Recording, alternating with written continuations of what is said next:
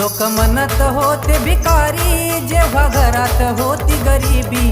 लोक म्हणत होते भिकारी जेव्हा घरात होती गरिबी। आज वैभव दारोदारी हीच गुणाची पुण्याई। आज वैभव दारोदारी हीच गुणाची पुण्याई। भक्त लाखनवाडी जाते, भक्त लाखनवाडी जाते, गुना बाबाचं दर्शन घेते।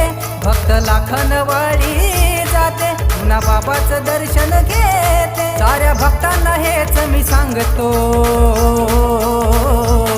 देव बरोबर करते, देव बरोबर करते, देव बरोबर करते, देव बरोबर करते।